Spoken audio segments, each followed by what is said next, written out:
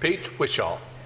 Much, Mr Deputy Speaker, and it is always, of course, a pleasure to follow the honourable gentleman. I think we all in this House enjoy him reading out his speech to such great effect. When I turned up to this chamber today, Mr Deputy Speaker, I think we managed to get to 2 sentences, Mr Deputy Speaker, before you noticed the heckler started to kick in, Mr Deputy Speaker, because this... I mean, there have been so many people watching this debate in Scotland today. I wish the cameras could sort of pan onto the honourable gentleman there to show them the ugly face of Westminster Unionism on my feet for 2 sentences before the heckling starts, before the attempting to shout down begins. Mr Deputy Speaker, this isn't unfortunately common of what we secure and what we see in this House. And I'm not giving way to the honourable lady. But can I say, Mr Deputy Speaker, when I came down here today, I thought that we were going to have a good, positive debate. I thought that we all agreed that this was a good idea, that the Section 30 be devolved to the Scottish Parliament. But what do we see? We've had such a sour debate today. Personal attacks once again on the First Minister, though we do expect them. A sully acceptance of the fact that the Scottish Parliament has a right in order to deliver this referendum, thing that both governments have agreed. I thought today would be almost like a joyous affair, and so depressing it has been to listen to one dreary speech after the next dreary speech with the incessant and consistent negativity. And unfortunately, and here we go again, Mr Deputy Speaker, and I really do hope the people of Scotland are watching this, because they have to see the way that they respond to these debates. They are not interested in listening to the other part of the debate, and it is very, very unfortunate that we have to again and again listen to these voices in an attempt to shut down. Now, Mr Deputy Speaker, I actually believe it's a pleasure and a privilege to speak in this debate today. And who would have thought? Who would have thought, Mr Deputy Speaker? Yes, I'll give way to the honourable gentleman. Thank you, Mr Deputy Speaker. Perhaps the honourable gentleman can tell us why his whole party disappeared and presumably watched the debate on television rather than being here. I don't know if the honourable gentleman was there, because I think he's referring to our honourable friend, the member for Glasgow South West. I was there for 20 minutes of his speech, Mr Deputy Speaker. I did not refer to any member, Mr Speaker. It's still a point of order. No, what I am worried about is that obviously I'm sure that you're desperate to get on to the debate on constitutional law instead of let's picking off each other. And I'm sure that's what we all want to hear. Pete Wishart. Indeed, Mr Deputy Speaker. In fact, I don't know what the honourable gentleman was referring to. If he wants to have another go again, I'm prepared to give way to him, but I've got no idea what he's suggesting then. But as Mr Deputy Speaker, I am... Well, it appears to me, Mr Deputy Speaker, that the whole SNP group disappeared earlier on today for quite some time, presumably watched the debate on TV. I did not refer to any other member of this House being a factor in that. Yes, I was at the House, Mr Deputy Speaker. We've been here for 5 hours. Members come and go outside the House, but I don't know what the point is. It doesn't really matter whether somebody's in, out or indifferent. I'm not really concerned about that. What I'm concerned about is this debate, and I'm concerned that we all want to hear what Pete Wishart wants to contribute. Pete Wishart. Maybe at last we could get on to the substance of this, because I was so looking forward to coming here today to debating this, because who would have thought that we would have been here today confirming Scotland's opportunity to determine its own future, for the possibility and the prospect of Scotland becoming a self-governing nation once again, to join the community of nations, to make its own peaceful contribution to world affairs, to become a country of our own, to make decisions for ourselves, to stand tall with dignity, self-respect and pride in the world. It is a fantastic moment, Mr Deputy Speaker, and I am absolutely pleased that we are here today to be able to debate the possibility through this order that Scotland can achieve that very fine ambition. Of course I'll give way to the honourable lady. We cannot hear enough of her. I thank the honourable gentleman for giving way. Would he agree with me that Scotland already stands tall and proud as a nation in the world as part of the United Kingdom? Yeah. Absolutely. And isn't it fantastic and fascinating that we have been able to achieve that? But imagine what more we can achieve. Imagine Scotland not getting involved in things like illegal wars, not hosting weapons of mass destruction like Trident, but making a peaceful contribution to world affairs. Not what was seen in the course of the past 10 years. That's the Scotland I aspire to.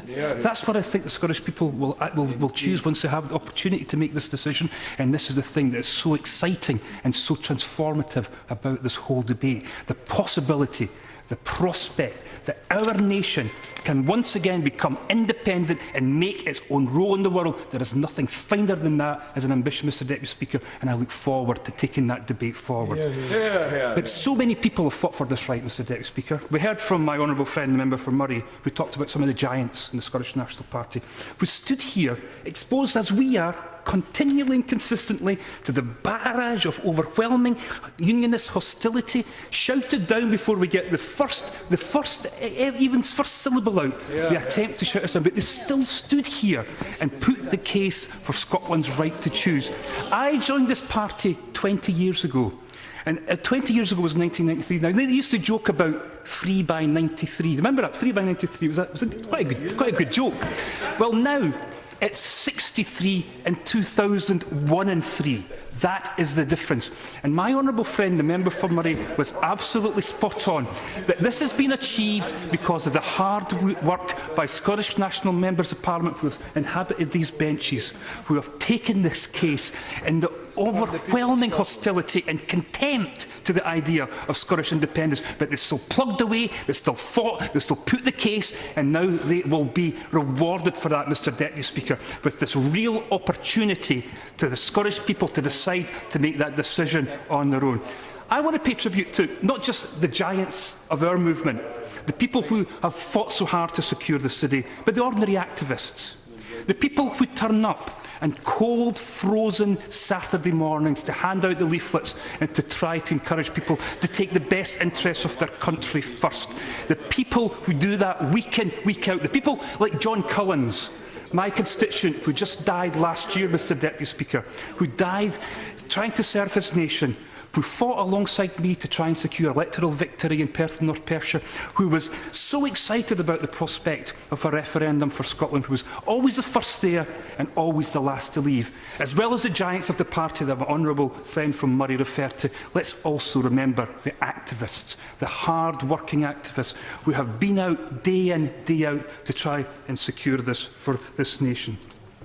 But I also want to congratulate both governments, and I want to pay tribute to the Minister too, I think, who has worked exceptionally hard to try and deliver this Edinburgh Agreement, to the Secretary of State who, I thought his speech was the best speech today. It was by far way and above anything we've heard from the dreary speeches of the Labour benches with their incessant negativity, and it was really, really good to hear from the Secretary of State. And also I want to pay tribute to the member from Lochaber Skye in Inverness West, I believe it is, who I thought was a very thoughtful speech, a very, again, non-partisan speech, who was prepared to recognise some of the things that were in the Edinburgh Agreement and the way that we were prepared to make progress. And this is what the Edinburgh Agreement was all about. It was, two governments working together, even though we have very much in terms of a division between this debate.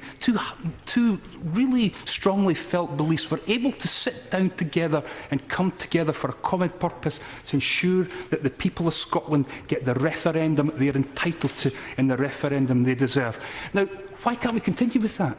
Why can't we continue with the spirit that was engendered in the Edinburgh Agreement?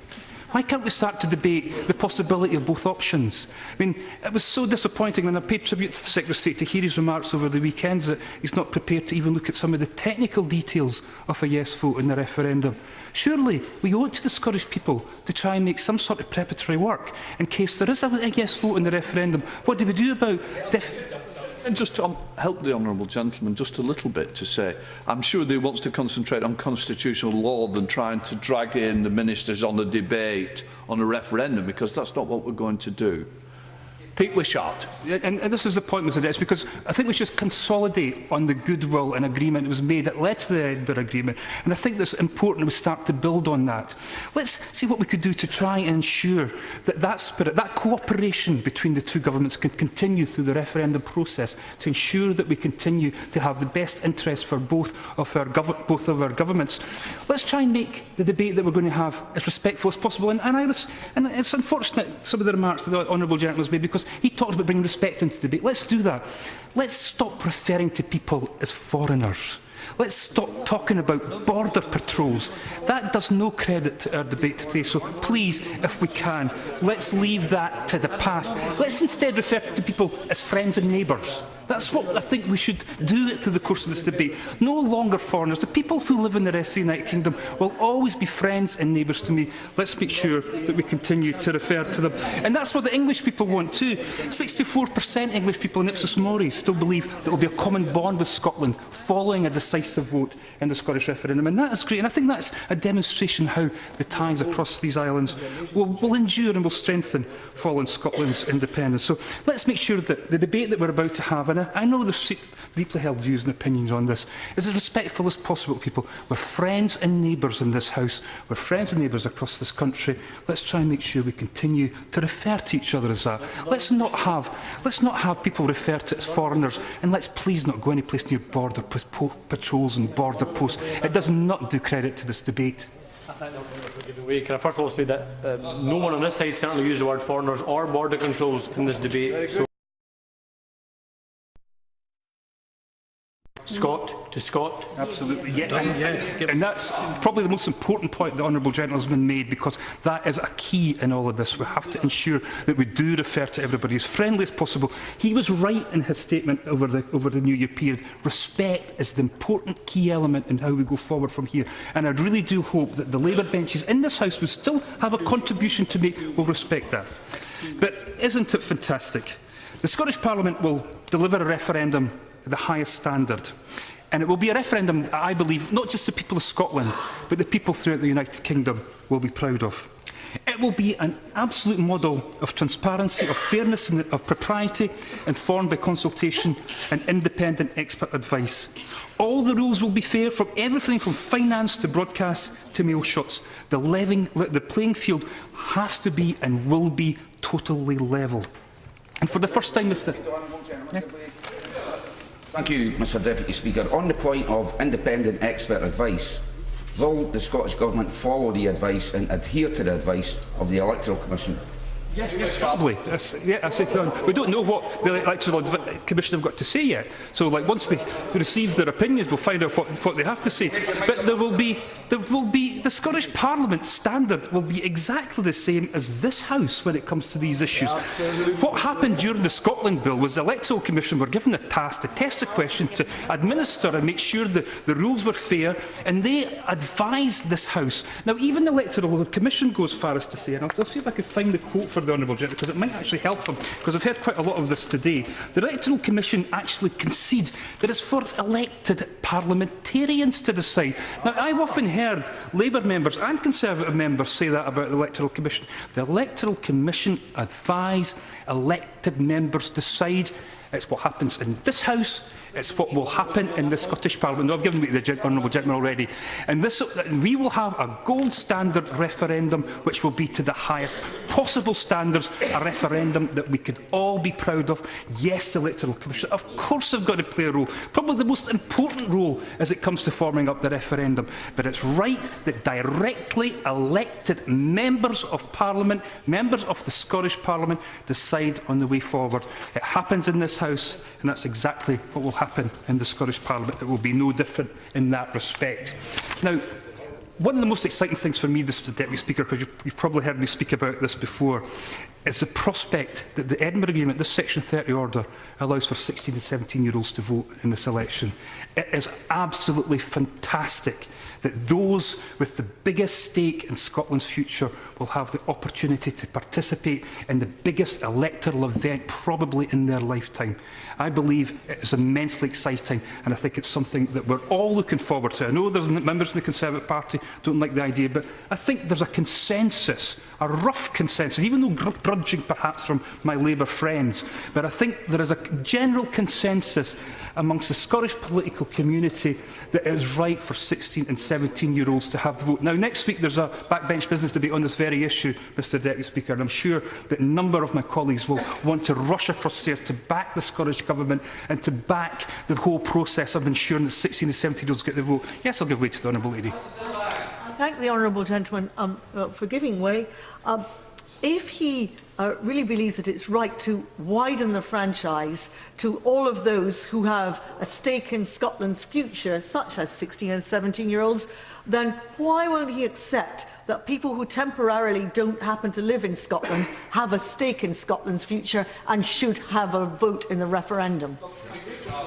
Listened very carefully to what she had to say about this issue when she made her own contribution. And yes, there is a huge debate about who and who doesn't get to vote in Scotland's referendum. And that's right and proper that there's a debate about this. But it has to be drawn somewhere. Now, I think the front bench of her own government, the front bench of the Labour Party, members of the Scottish Government, members of the Scottish Parliament have agreed the fairest way to proceed would be to have a franchise that was all about the people who lived and worked in Scotland. To try and get into any other technical assessment or way of doing these things would lead to incredible difficulties and problems.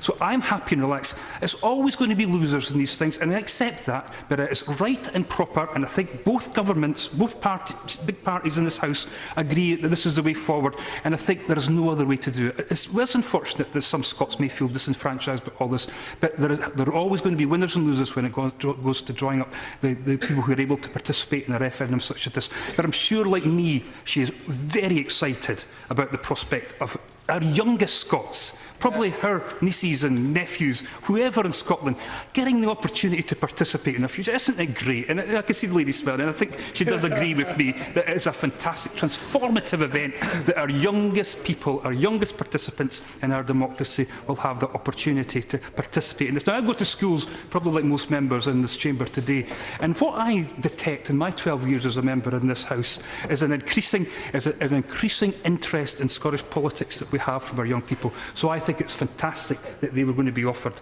the choice when it comes to the most important referendum choice that they'll ever have in their young lives. It's fantastic that that's going to happen. But, Mr Deputy Speaker, today marks the end of this House's involvement and role in the formal process of Scotland's referendum.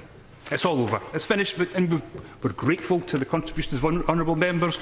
We've always enjoyed their views, and I think that everybody in Scotland's paying real attention to the very considered opinions, particularly for Conservative friends from over there. I mean, the people in Scotland are hanging on their every word about their opinions and contributions when it comes. And I hope that honourable members from across here remain engaged. And I've given way to them already.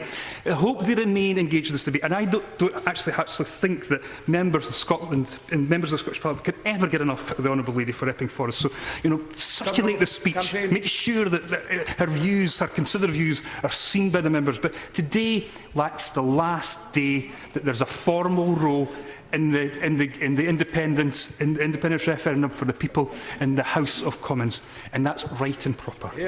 Of course, it's a matter for the Scottish people through their elected representatives in the Scottish Parliament.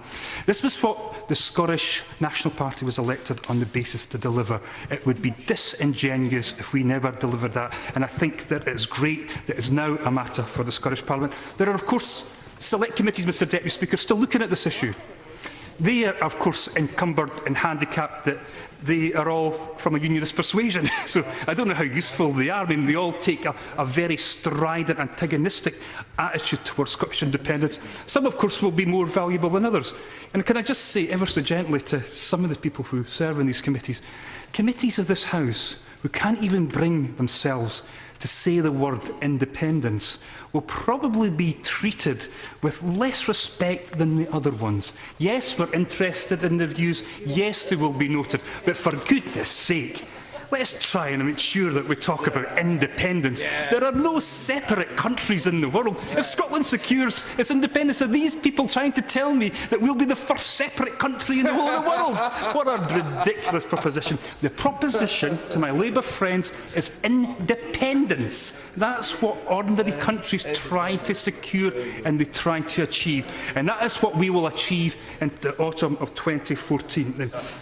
So it's good, and today we do mark the end of this place's formal role in the whole debate about Scotland's referendum. We will continue to be interested in the views of honourable members, and I hope honourable members stay engaged and offer their opinions to Scottish parliamentarians, but we think we should note today is the last day that this place will have any sort of formal role. So we now move on to the substance of the debate. The process ends with the passing of this order. The people of Scotland will therefore be faced with two propositions. They could have an independent Scotland, prosperous, successful, reflecting our Scottish values of fairness and opportunity, promoting equality and social cohesion. A Scotland with a new place in the world, an independent nation, participating fully in the community of nations. Or it could be a no vote. No to more Tory austerity. No to governments that we no longer vote for. A UK... Straight again, and I know he didn't want to, and I know he didn't want to abuse the amount of time he's been given, and I think he would recognise he's taken way above, as I've still 3 more speakers, and as he's got friends on all sides of this House, he won't want to deny his friends from speaking, I'm sure. Pete Wishart. We've had a 6-hour debate, and I think one side of this debate's maybe had half an hour and all that. So, like, just with due respect, Mr Deputy Speaker, like we have... I know you're not questioning my... I've come into the chair, I did say to everybody, I want to try and share out the time evenly, and I don't want anybody to take advantage of that, and I know the honourable gentleman would never dream of doing that. All I'm saying is, I'm sure he's coming towards the end, and he's not going to get us into the debate on referendum, but I'm sure he's about to wind up. Pete Wishart. Good that we get more than 10 minutes today to put the case for the independent side in this debate. But yes, I am just winding up, Mr Deputy Speaker, and thank you very much for that. And so we do now pass this order today. Section 30, based on the Edinburgh Agreement, based on 2 governments working together, we now go into the debate side of things. This is what myself and my honourable friends have been waiting all our political lives for. We relish the fight. We know what Scotland will decide in 2014. It will vote yes to independence and yes to full nationhood. 3 more speakers.